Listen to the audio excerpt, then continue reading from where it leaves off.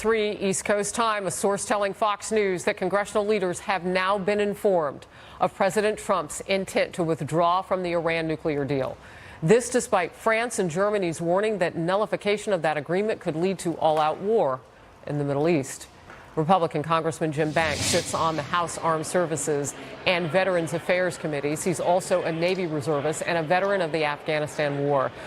Great to have your perspective today. First of all, the talk on the Hill right now is that the president will pull out of this deal. We won't know exactly until the president speaks. Your thoughts? Well, this is what we fully expected the president to do when he was elected. He campaigned on a pledge to get out of this disastrous deal, and if he announces that here in the next few minutes, he will be fulfilling yet another important campaign promise that he made to the voters in 2016. So with this reported 90 window that countries would have, I'm curious, what can happen now that hasn't happened up until now? I mean, they've had plenty of time. This deal has been on the table. The president has been threatening to decertify it for over a year.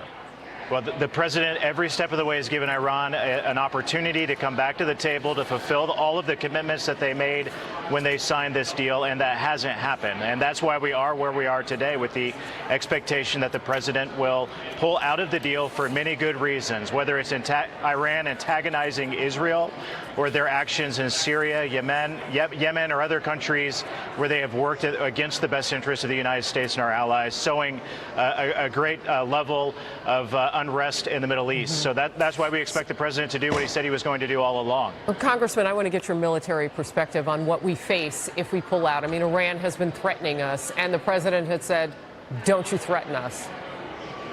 Well, this is a president who understands that peace comes through strength, just as Ronald Reagan understood so well in the 1980s as well. And that's why all of the president's activities working with Congress to rebuild and restore the strength of the American military is important. But it's also the strength that comes with keeping your word. And when this president campaigned on a pledge to get out of this dangerously counterproductive deal, today he's going to show that he meant it.